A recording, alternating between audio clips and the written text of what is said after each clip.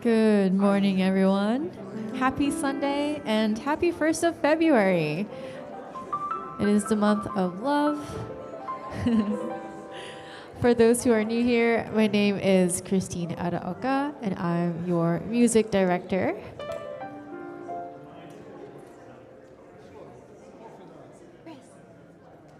Chris, if I could have you join me.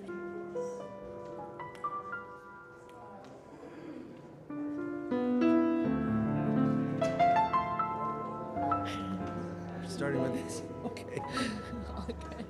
For our welcoming hymn, we'll be singing hymn number 361. We'll have wonderful Chris joining us for singing today. It is called Enter, Rejoice, and Come In. We'll be singing verses 1, 2, and 4. You may rise in mind, body, or spirit, and join us in singing.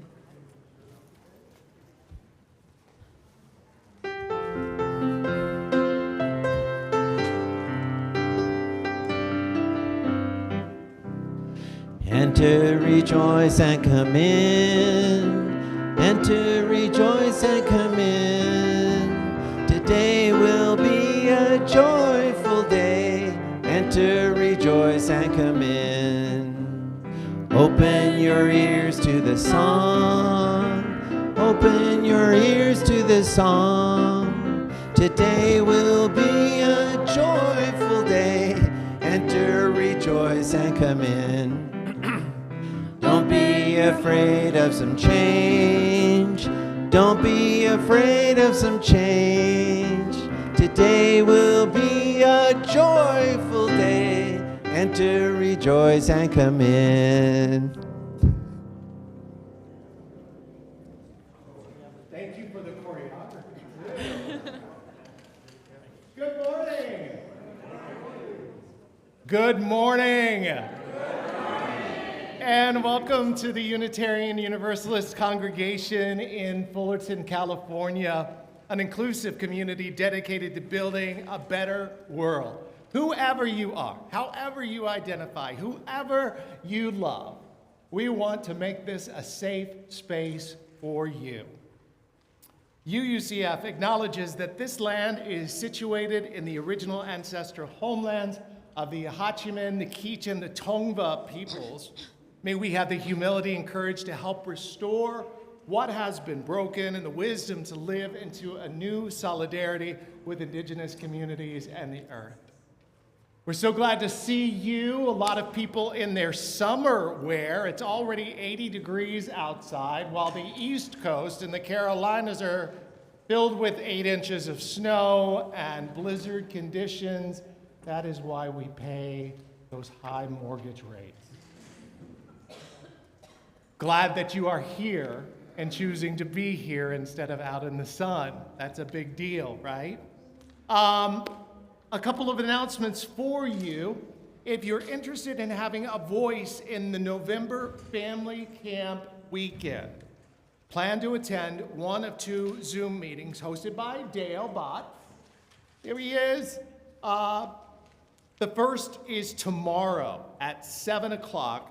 The other is Thursday, February 12th. The Zoom information can be found in the online newsletter, and we hope that there will not be any rain or snow next November like this November, so you all can actually have camp.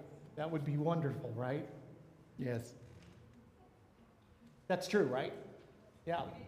Yeah, you didn't go this year because of the snow and the rain, so. It's a longer story than that. Rama. The Visioning Weekend, that is happening this week. We have a consultant coming. Her name is Rachel Maxwell. She's going to be meeting with me, meeting with all of the committees, meeting with the board as well, and volunteers as well. The main thing that you should know is that Saturday is what's going on. There is the schedule on your screen.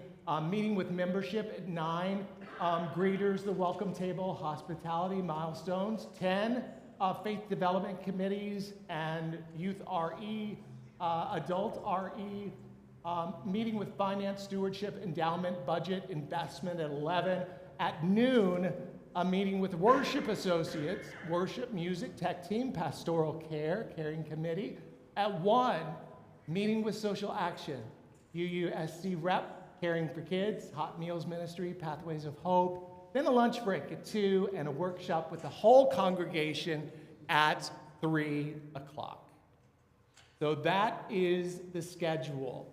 If you want to have that schedule emailed to you, because there's a lot going on, you can contact Amy or one of the board. Oh, she'll be sending it out, okay? So, or you can, I see people taking pictures. That's good too. And then after Saturday, on Sunday, she will be meeting with us after the service to hear Rachel's presentation and recommendations for what's coming up next. So we hope that you will be here for a very important and I think an enjoyable weekend as we vision and dream about the future. There is a lot going on, obviously, with social action. And Debbie Langenbacher has been hard at work doing the work on the ground and organizing for what's going to be a really busy and important February when it comes to how do we handle what's going on? What can we do right now and what comes next? So she's here to let us know about this month.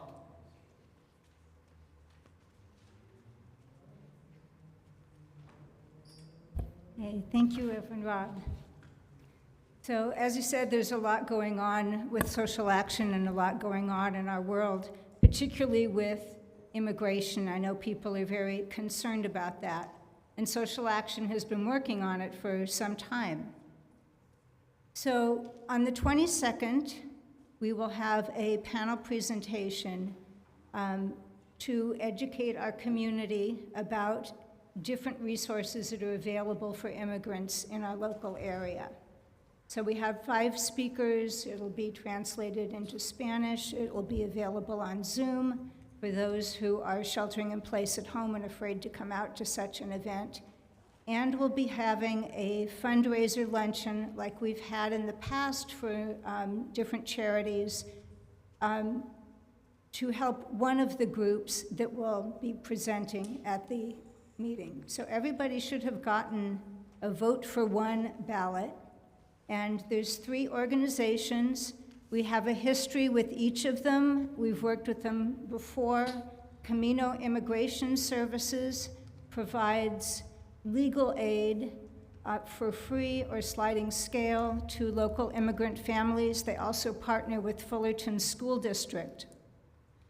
And we have supported them in the past with a fundraiser play last year.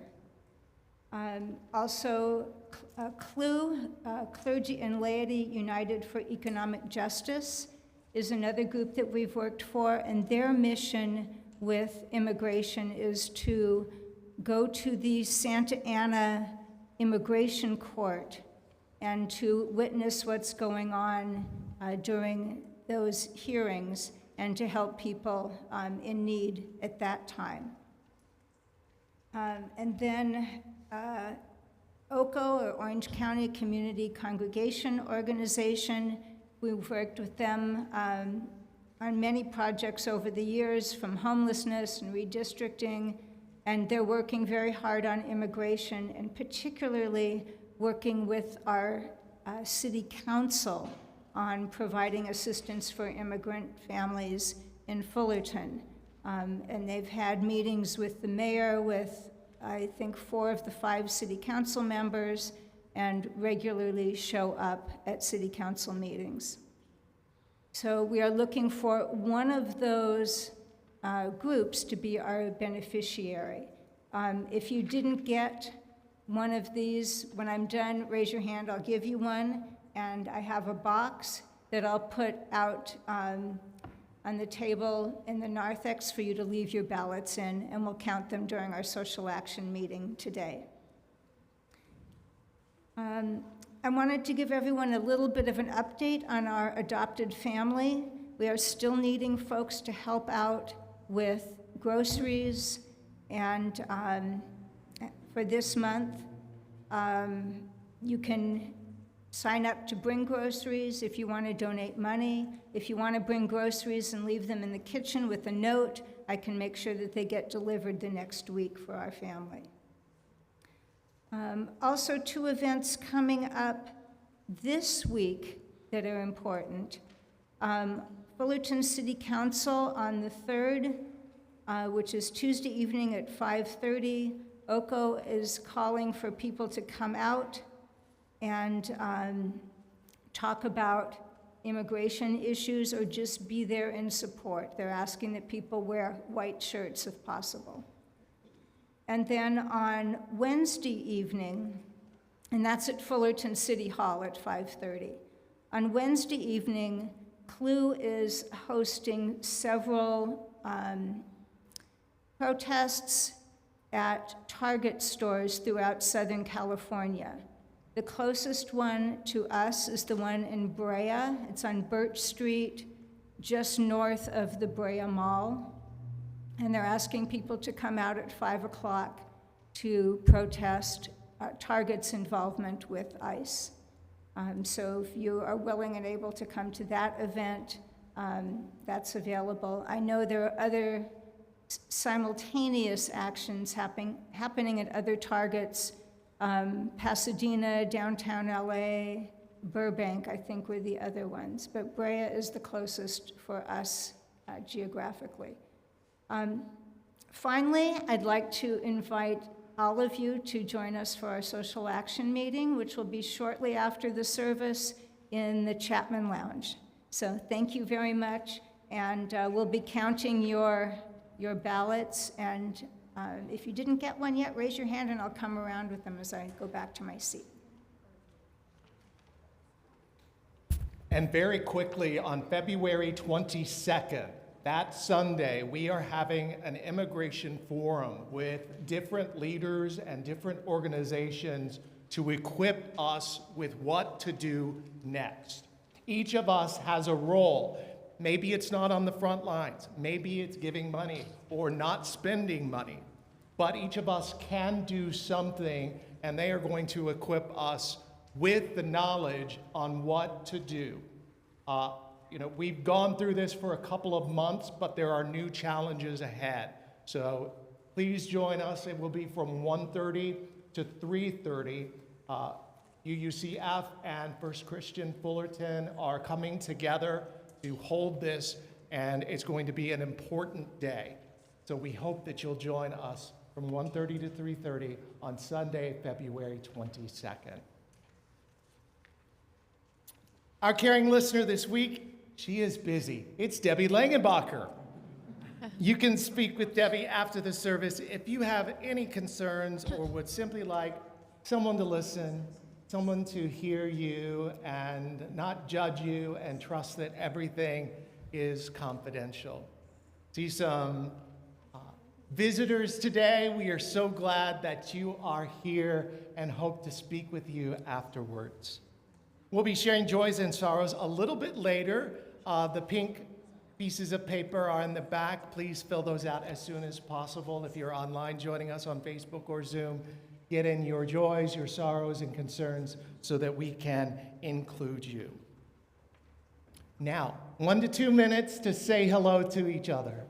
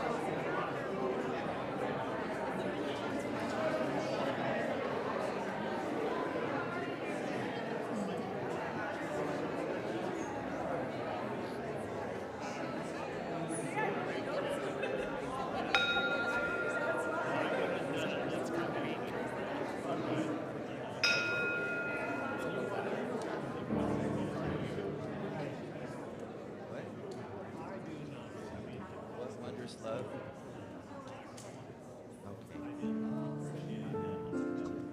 Okay.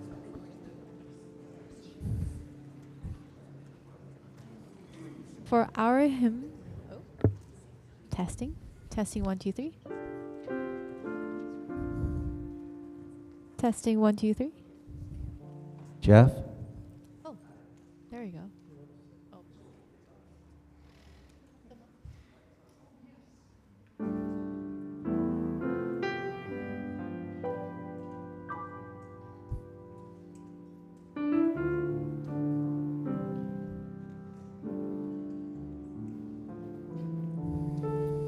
We have our hymn of the month this week. Megan has it written out.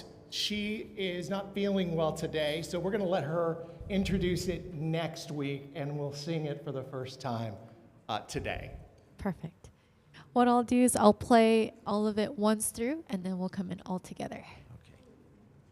You can You may stand up, rise in yes. mind, body, or spirit, and join us in singing. Here we go.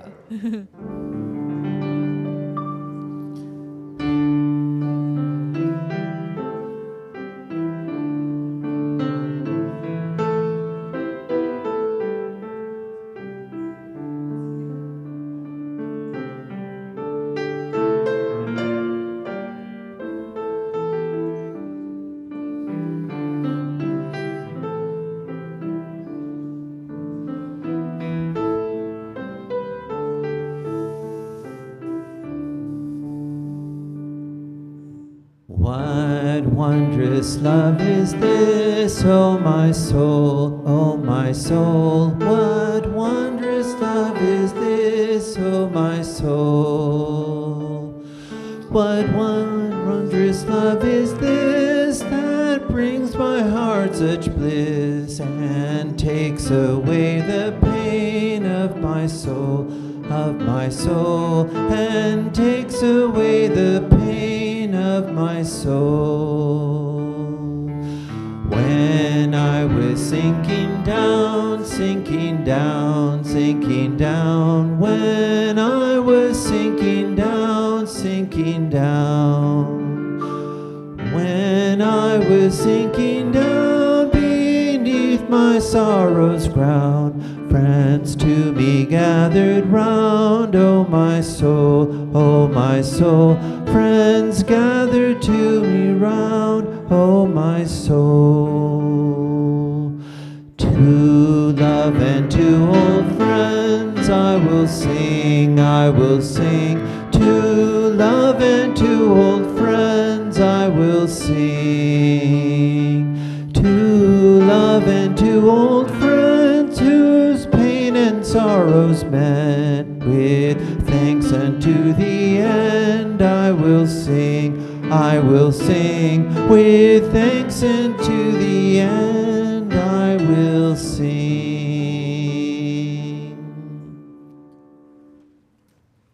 You may be seated. A song of lamentation and perseverance. I now invite Linda Duarte Wolf to light the chalice.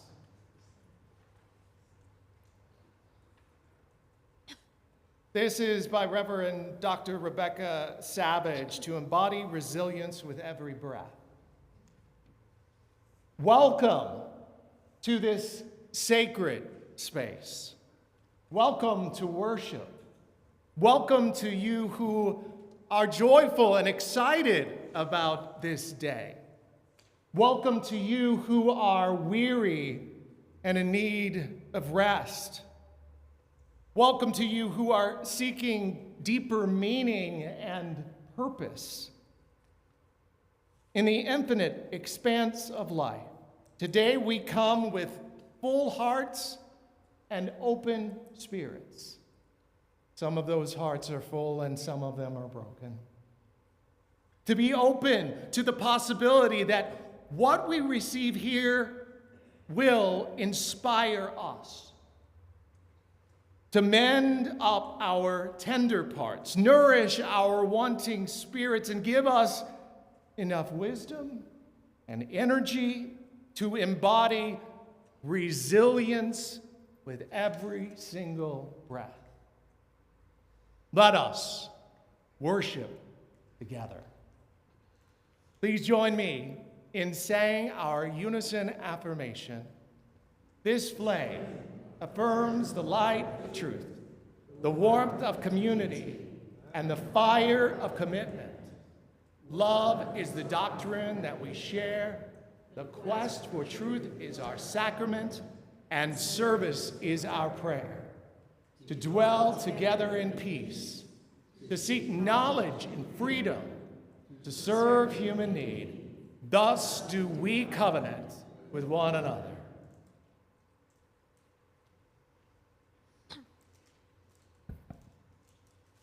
It is our custom to provide donations of non-perishable food and personal care items for Pathways of Hope, a local food bank. Please check the dates on your items, as we are unable to donate any items with expired dates. As the children come forward, they are asked to collect the donations placed at the end of the rows, and now the children are invited to come forward for Time for All Ages.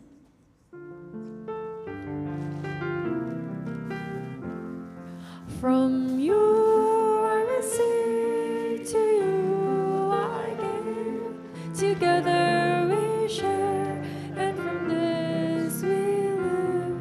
From you I receive, to you I give. Together we share, and from this we live.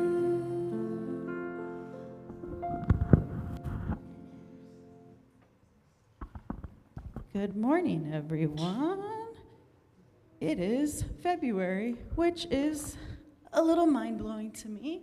My name is Joy Ellis, and I am the elementary teacher. Megan is off with our 7th through 9th graders, teaching OWL.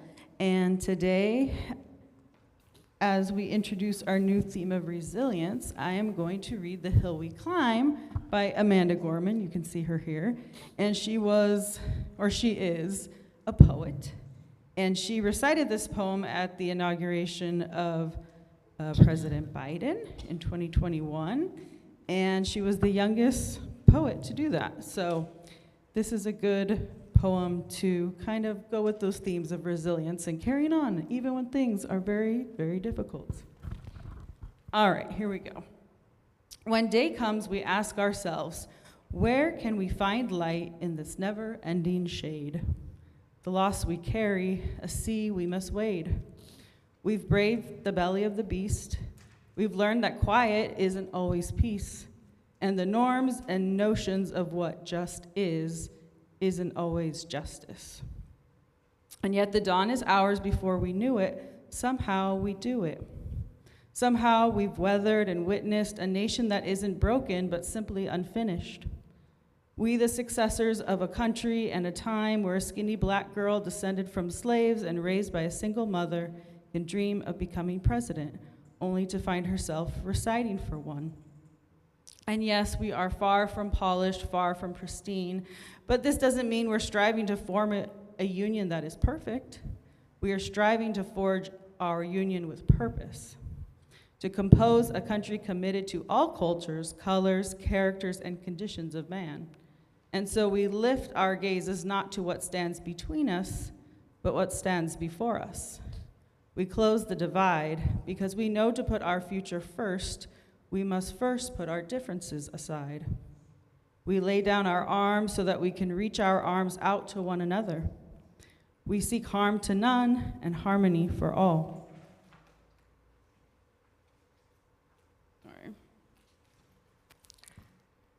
Let the globe, if nothing else, say this is true, that even as we grieved, we grew, that even as we hurt, we hoped, that even as we tired, we tried, that we'll forever be tied together, victorious, not because we will never again know defeat, but because we will never again sow division. Scripture tells us to envision that everyone shall sit under their own vine and fig tree, and no one shall make them afraid. If we're to live up to our own time, then victory won't lie in the blade, but in all the bridges we've made. That is the promised glade. The hill we climb, if only we dare it, because being American is more than a pride we inherit. It's the past we stepped into and how we repair it. We've seen a force that would shatter our nation rather than share it, would destroy our country if it meant delaying democracy, and this effort very nearly succeeded. But while our democracy can be periodically delayed, it can never be permanently defeated. In this truth, in this faith, we trust. For while we have our eyes on the future, history has its eyes on us. This is the era of just redemption. We feared it at its inception. We do not feel prepared to be the heirs of such a terrifying hour, but within it, we found the power to author a new chapter, to offer hope and laughter to ourselves. So while once we asked, how could we possibly prevail over catastrophe, now we assert, how could catastrophe possibly prevail over us? We will not march back to what was, but move to what shall be, a country that is bruised but whole. Benevolent but bold, fierce and free. We will not be turned around or interrupted by intimidation, because we know our inaction and inertia will be the inheritance of the next generation. Our blunders become their burdens, but one thing is certain. If we merge mercy with might and might with right, then love becomes our legacy and change our children's birthright. So let us leave behind a country better than the one we were left. With every breath from our bronze-pounded chests, we will raise this wounded world into a wondrous one. We will rise from the gold-limbed hills of the west. We will rise from the wind-swept northeast where our forefathers first realized revolution. We will rise from the lake-rimmed cities of the Midwestern states. We will rise from the sun-baked south. We will rebuild, reconcile, and recover in every known nook of our nation. In every corner called our country, our people diverse and dutiful will emerge battered but beautiful. When day comes, we step out of the shade, aflame and unafraid. The new dawn blooms as we free it, for there is always light, if only we're brave enough to see it, if only we're brave enough to be it. So that is our little inspiration for today, and we're going to go talk about how we can find resilience by communing with nature. So, all right, let's go, kiddos.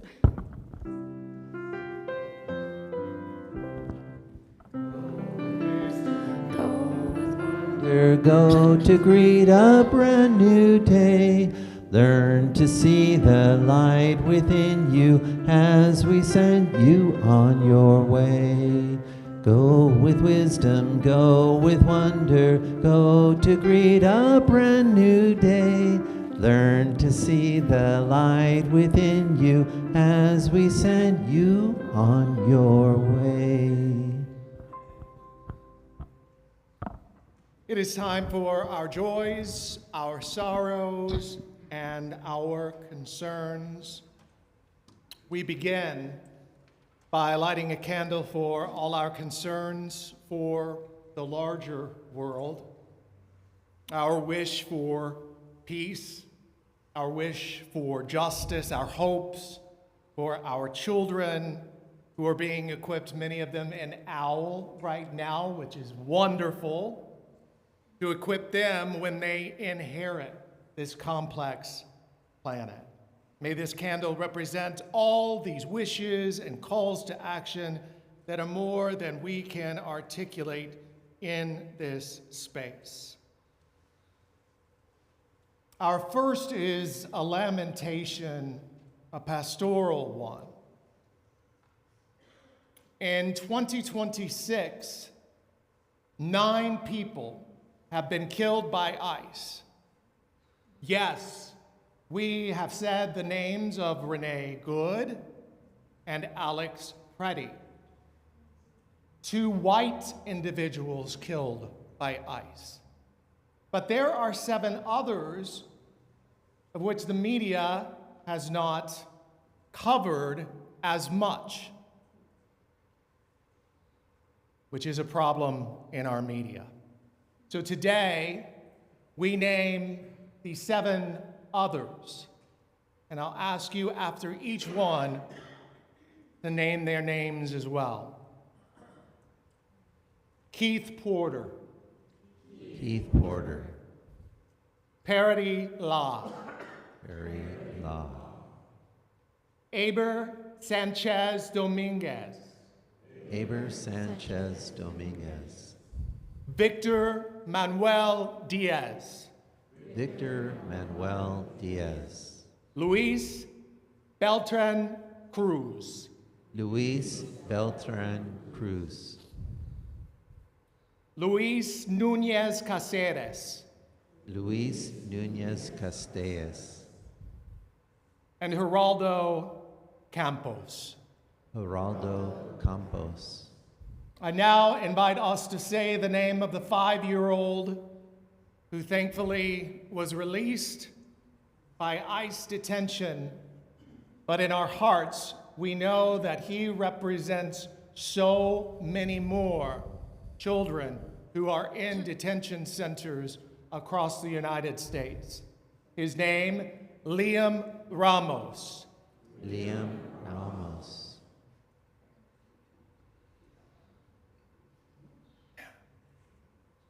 And now, let us share more joys and sorrows. A joy for Danielle. I started taking hormones 2 weeks ago. This is the next step in my transition. I feel hopeful and happy. We are hopeful and happy for you and send you love and light.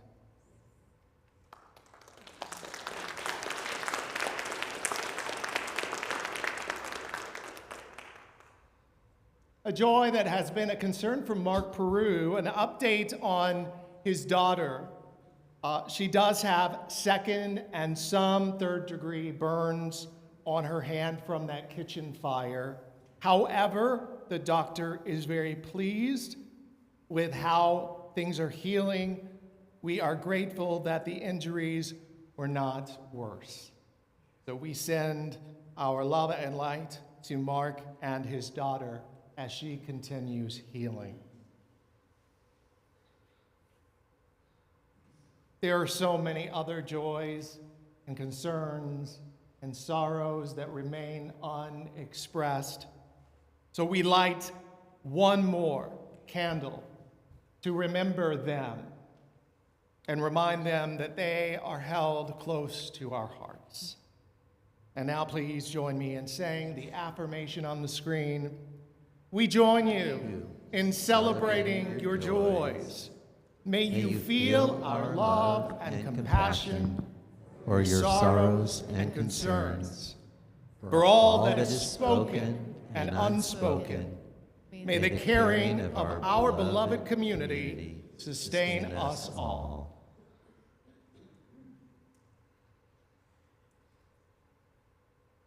For our next hymn, we'll be singing hymn number 142, Let There Be Light. You may rise in mind, body, or spirit and join us in singing.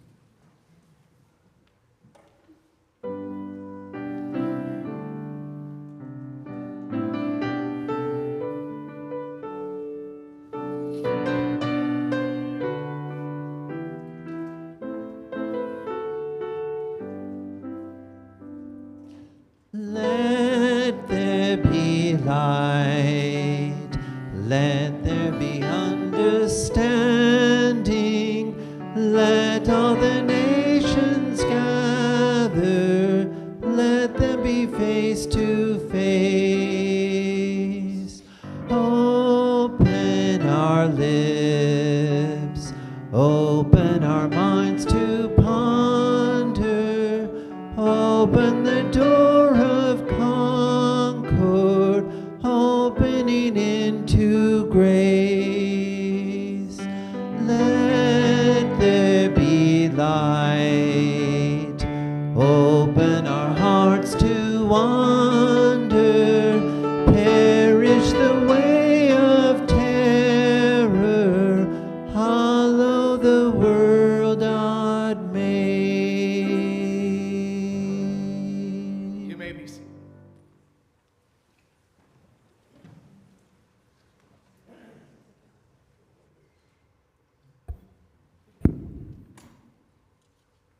Let us move into the spirit of meditation, reflection, and prayer. You may close your eyes, take a deep breath, whatever helps you find your center.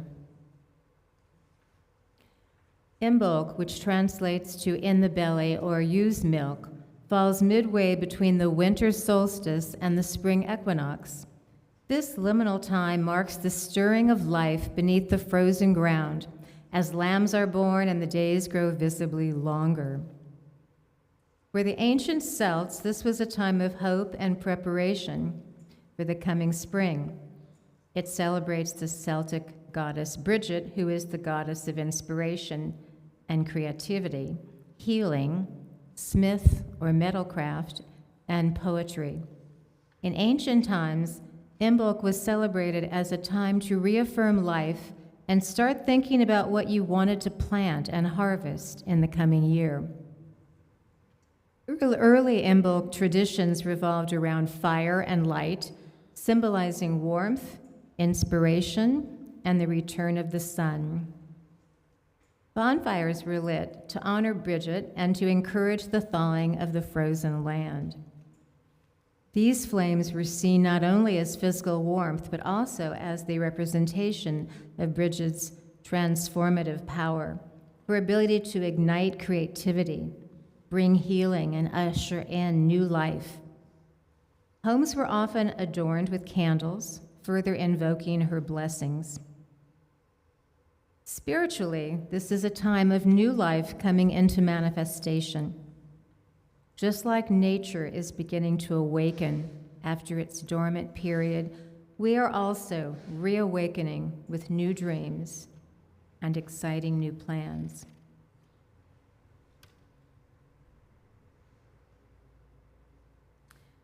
Imbolc and the quiet weeks post-holiday season is a great time to reflect and think about where you want to go in the coming months, dreaming up new visions, plans, and ideas for your life in the year ahead.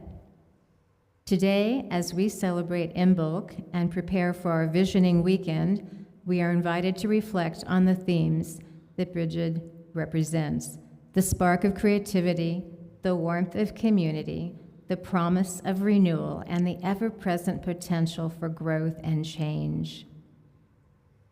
Please turn on your candle and think about how we can apply these ideas to enhance and strengthen our congregation, its mission, family, and future, as we look forward to working together during our special Vision Weekend next week.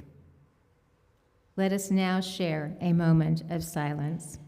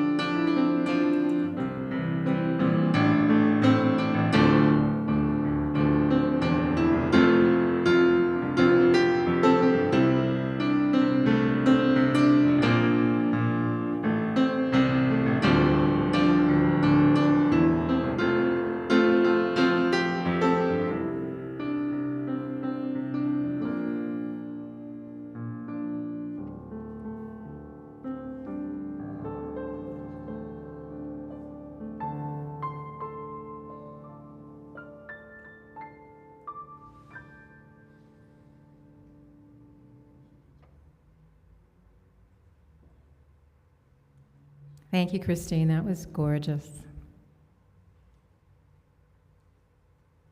Long ago, in a quiet mountain village, a young monk felt overwhelmed. Storms had battered the fields. The roof of the small temple leaked. Each day, more people arrived with worries he didn't know how to ease. One afternoon, the young monk sat with his teacher beside a grove of bamboo. "I don't understand," he said. "Everything feels too heavy. I keep trying to be strong, but the storms just keep coming. I feel so worn down, like I'm about to break." The teacher nodded gently, then pointed toward the bamboo swaying in the wind. "Watch." A powerful gust swept down the mountainside. The bamboo stalks bent almost to the ground, but they did not break. When the wind passed, they rose again, tall and steady. Many people think resilience means standing firm against every challenge. The teacher said, "But bamboo teaches something different. It does not resist the wind. It bends and then rises."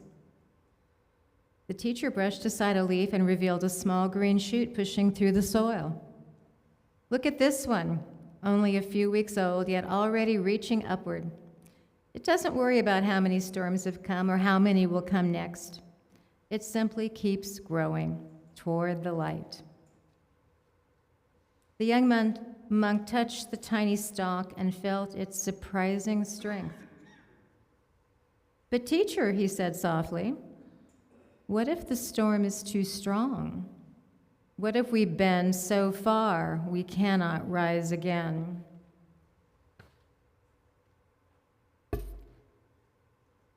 The teacher placed a hand on his shoulder. "That is when we rely on the grove." The young monk looked around and suddenly saw what he had missed before. The bamboo was all connected underground. Though each stalk stood alone above the earth, their roots were intertwined below. "When one stalk is weakened," the teacher continued, "the whole grove helps hold it up." Resilience is not a solitary path. It grows from connection, just like these roots.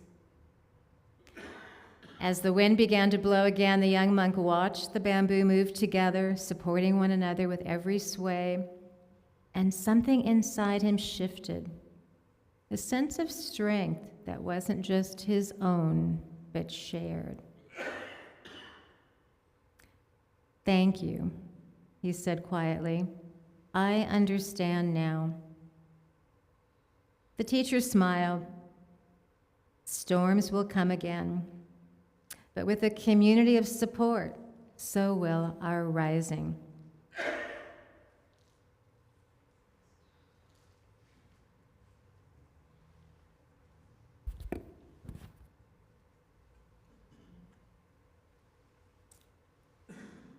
I like still seeing the candles glowing out there.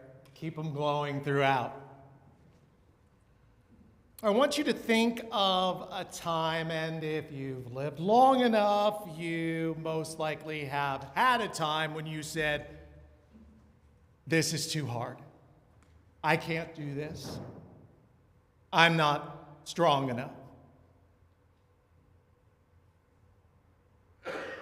And then you're able to pull through. And you think to yourself, I'm stronger than I thought I was.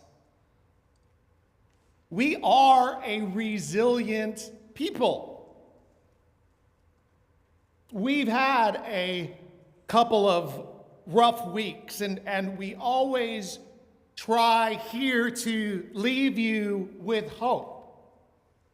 Challenge you, and then send you off with a full tank. So this is a reminder that through the difficulties, we are stronger than we think. And as the lesson taught us that Linda read, we are stronger together.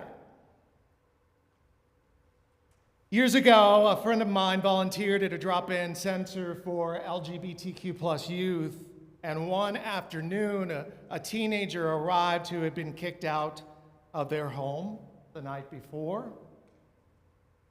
They had slept in their car. They were exhausted and angry, and they were still trying to figure out who they were allowed to be in a world that seemed determined to tell them that they weren't right, that they were too much or not enough. When my friend asked gently, "How are you holding up?" the teen shrugged and said, "I don't know. I guess I'm still here." Not triumphant, not inspirational, just honest. I'm still here. How many of us feel like that right now? That phrase, spoken quietly without fanfare, is one of the most resilient sentences a human can utter. Because resilience does not always look like strength. Sometimes it just looks like survival. Sometimes it looks like showing up when leaving would be easier. Sometimes it looks like breath after breath after breath. And that is where I want to begin today. We often romanticize resilience. We tell stories about people who overcome adversity, who emerged polished and victorious, who turned pain into a neat arc of inspiration. But real resilience is rarely neat. It is often awkward, unfinished, messy, and human. Resilience is not the absence of struggle, far from it. It is what remains in the presence of struggle. The LGBTQ plus community knows this in its bones, and I'm going to speak about RuPaul now. Not just a drag queen, the queen of drag, by the way. He speaks often about resilience and the tenacity of the human spirit, especially in queer communities. And he puts it into the category of survival. Survival itself is a form of resistance. To exist authentically in a world that insists you should not is an act of courage. And here's the thing. LGBTQ plus people, from what I've learned and heard, don't just learn resilience. They practice it every single day. Not once, but daily. In how they walk into rooms, in how they claim their names, in how they build chosen families when biological ones fall short, in how they keep loving themselves when the world withholds permission. And here's the deeper truth. This is not only an LGBTQ plus story. It is not a story anymore for just the oppressed and marginalized. We are waking up to find out they've been going through this all along. And now we are seeing, as at least Caucasian white Americans, and feeling an empathy that we've never felt before. The human spirit has always been tenacious and resilient across cultures and centuries. People have found ways to persist and persevere even when the world turns against them. Enslaved people sang songs and hymns of liberation. Immigrants carried stories passed down. Indigenous communities persevered and preserved language and ritual under threat, not just threat of erasure, but erasure itself. Survivors of trauma have learned to laugh again, not because pain disappeared, but because joy insisted on returning. You just heard one of my favorite songs that Christine played so beautifully with so much heart. It is from the movie Harriet, starring Cynthia Erivo, and if you haven't heard her sing it, maybe a good thing to listen to on the way home. Stand up. Take my people with me. Together we will build a brand new home far across the river.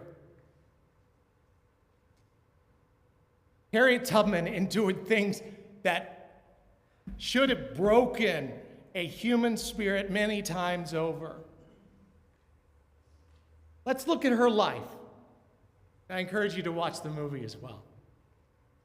As a young woman enslaved in Maryland, Tubman suffered a traumatic head injury when an overseer threw a heavy iron weight meant for someone else hit her in the head.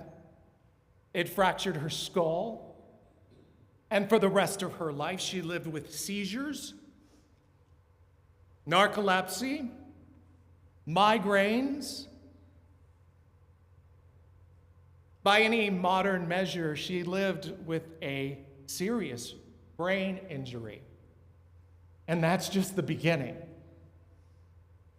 That's the foundation upon which she moved forward.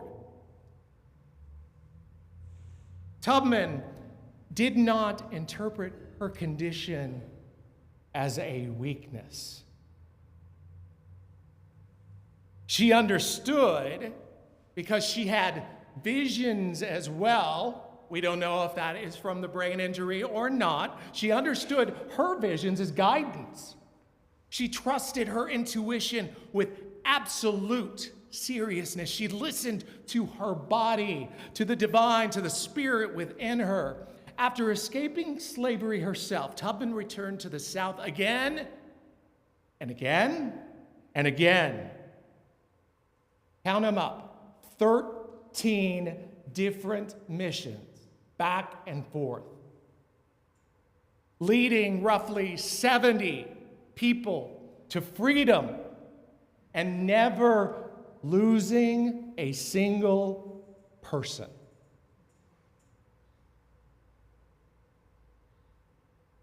As you'll see in the movie or have read, she was a person of great faith.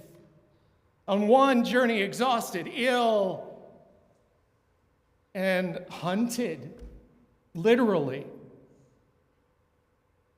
Tubman said that prayer got her through. Quote, I told the Lord I was going to hold steady on him, and I knew he would see me through. That resilience through her faith and hope was not loud. It was not bold. It was definitely messy, but strong, steady. One step, one night, one breath at a time. Just like in AA and Al-Anon and all 12-step programs, 1 minute, even just 1 second at a time. Later in life, Tubman served as a nurse Okay, after all of this, a nurse, a scout, and a spy for the Union Army, she lived in poverty and, of course, was never fully paid for her service. And the nation she helped save, like other stories, never quite took care of her. And still, she kept going, and she kept giving. Tubman teaches us that resilience is not the absence of fear or injury. It is the refusal to let injury have the final word. It is commitment. It is the refusal to succumb. And this aligns deeply with Unitarian Universalist theology. Even when we don't always name it that way, our tradition does not promise that life will be fair or orderly or safe. What it does promise, and what it practices, is faith in human dignity, even when dignity is under siege, especially when dignity is under siege. Our first value does not say dignity is earned. Every human has dignity. Our commitment to justice does not depend on whether it's easy or not. Far from it. The real test is when it's hard. Resilience is woven into our values. And our interdependence means that we can be more resilient together, like the roots of the bamboo. Because we may be individuals, that is what the world tells us, but we know from energy and a spiritual nature that we are one in the spirit. We are one in this room. Wherever I leave off, you begin. The world doesn't want you to see it this way. Our government, right now, definitely doesn't want you to see it this way. But this is truth. True resilience is relational. It emerges in community. It grows when people are seen and heard and loved. It deepens when suffering is named rather than minimized. The teen who said, "I'm still here," didn't survive because they were superhuman. They survived because somewhere along the way, perhaps at that drop-in center, perhaps in a conversation like this one, they encountered a space where they are reminded that they are loved, that their life matters.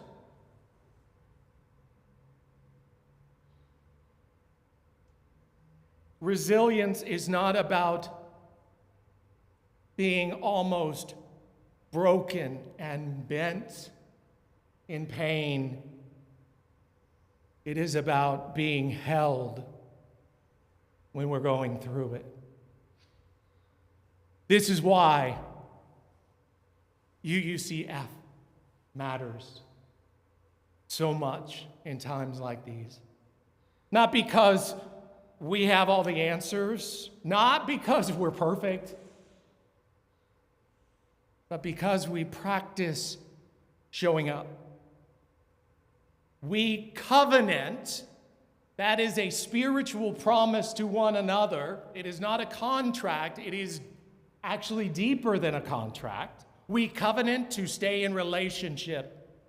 We tell one another in word and deed, your life is valuable and you belong here. That message, repeated enough times, becomes a spiritual lifeline. Let's go deeper. Another layer that I want to draw your attention to when it comes to resilience. Resilience includes the ability to imagine a future that does not yet exist. while staying in the present,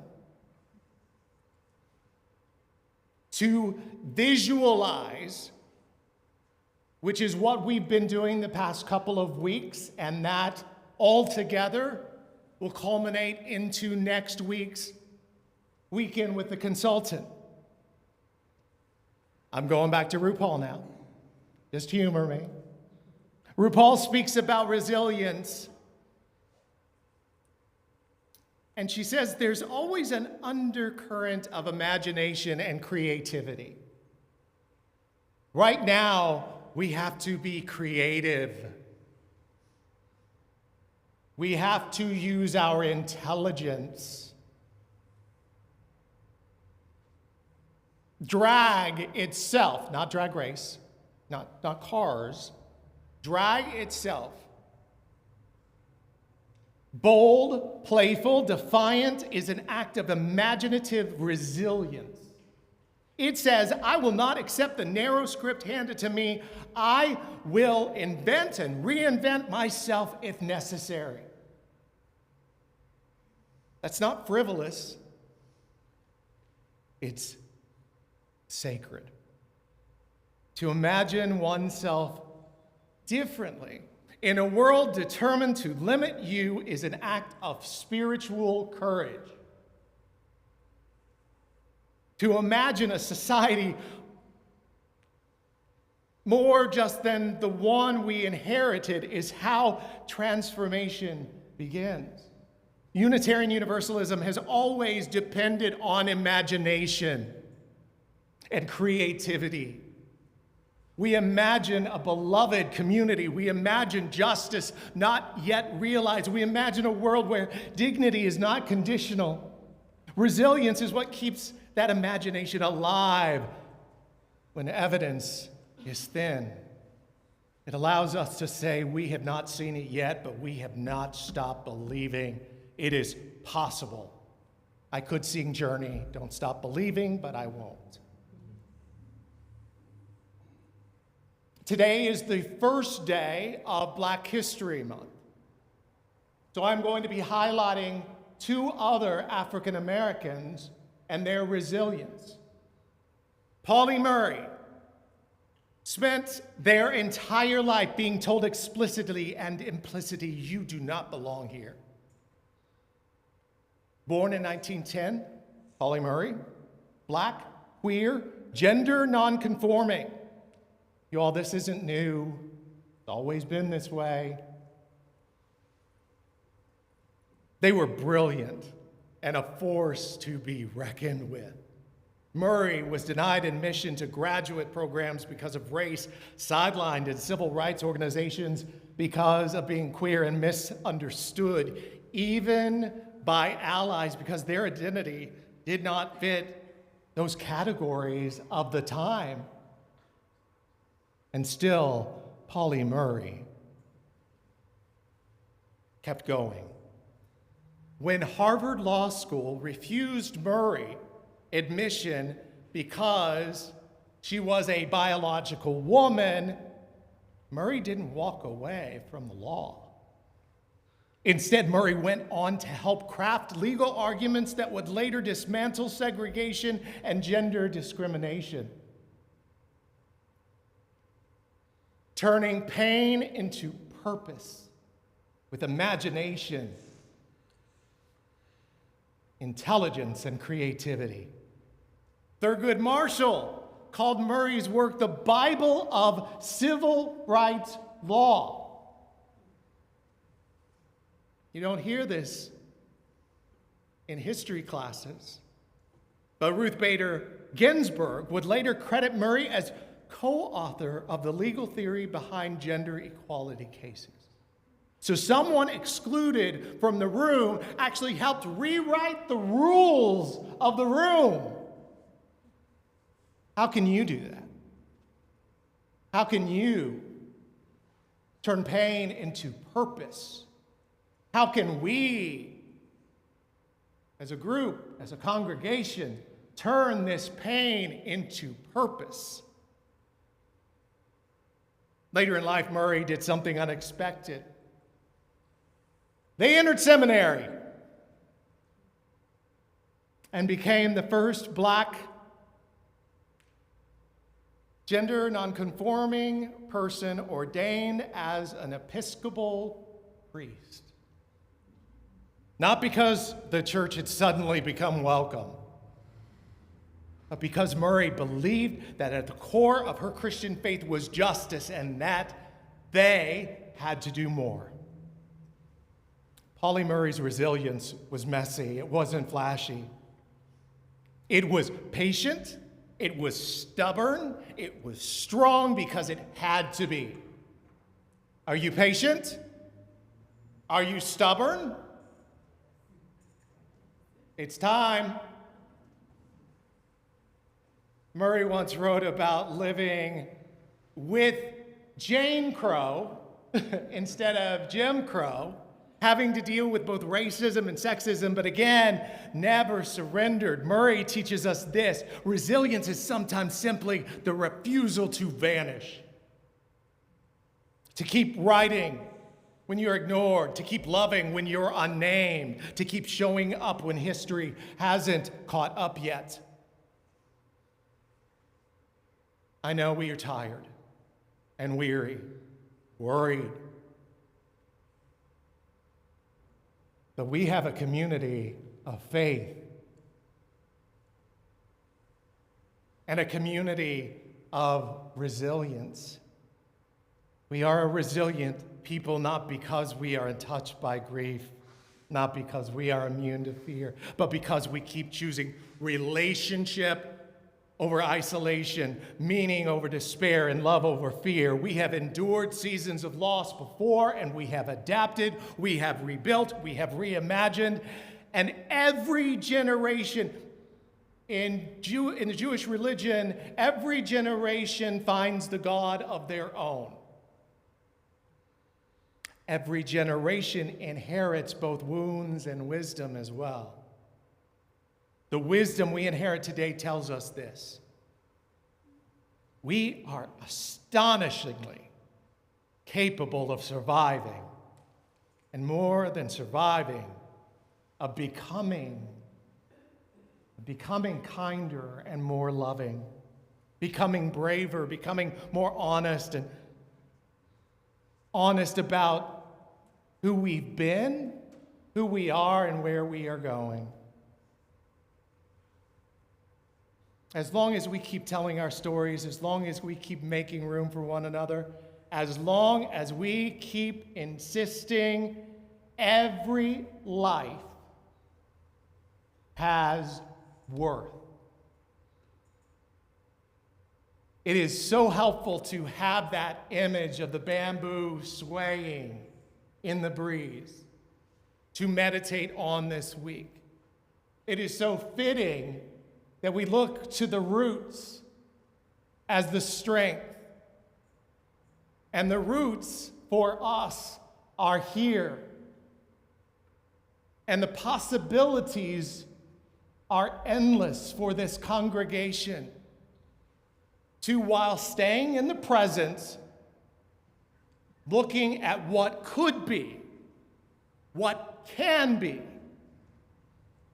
But we cannot do it alone. We only can be standing here, still here, together. Amen.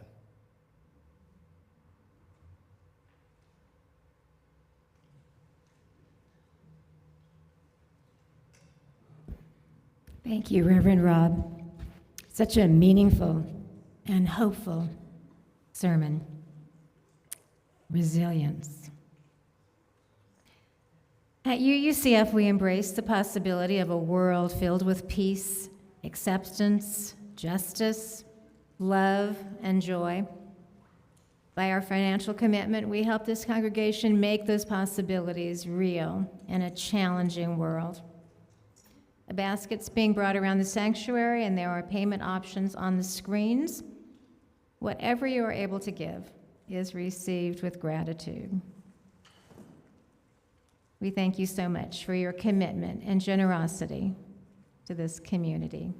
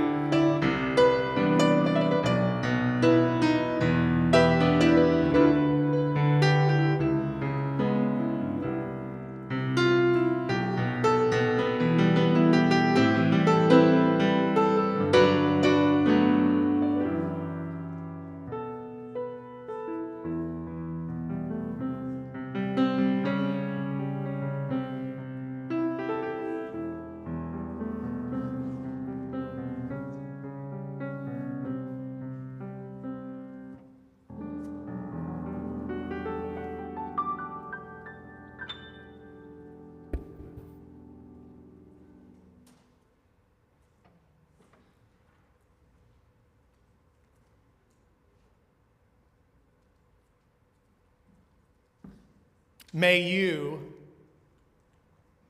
leave this place knowing that resilience is not hardness.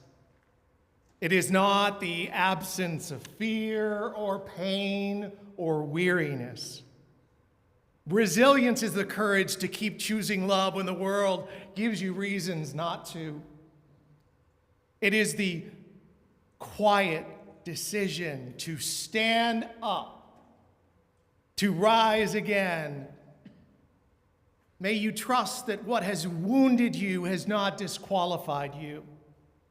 May you honor the strength it took to survive what others never had to face. May you remember that bending is not breaking and resting is not giving up. And when the road feels long, and it does, may you hold steady, one breath, one step, one act of love at a time until hope finds you again. Go now in resilience. Go in stubborn tenderness. Go knowing that your persistence and perseverance is already a blessing to the world. We now, as Linda comes up and extinguishes the chalice, we now extinguish the chalice, but not the light of truth, the warmth of community, or the fire of commitment.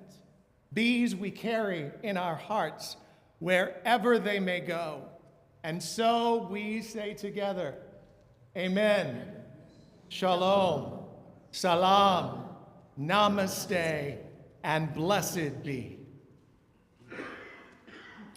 For our closing hymn, we'll be singing hymn number 121, We'll Build a Land. You may rise in mind, body, or spirit and join us in singing.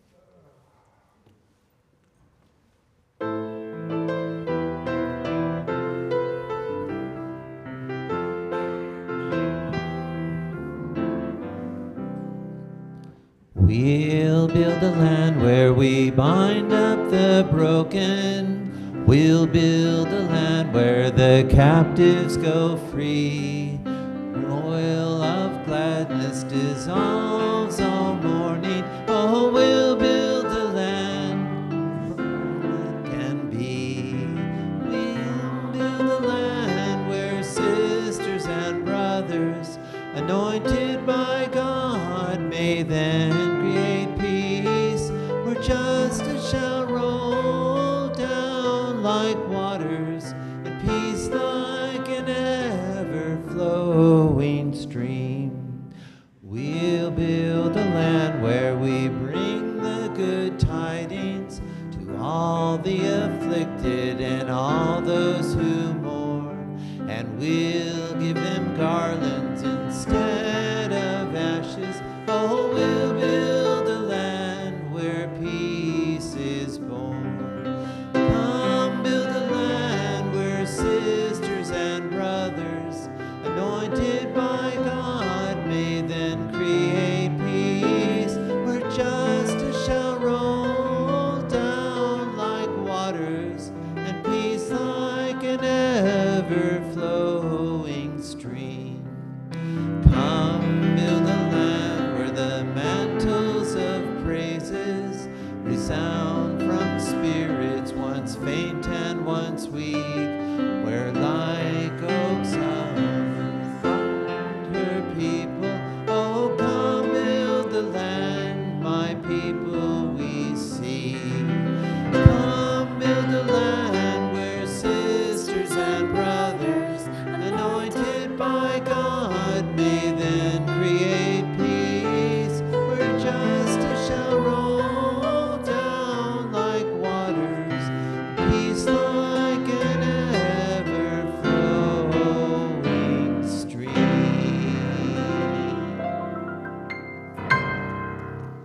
Please join us for social hour and our food and fellowship after.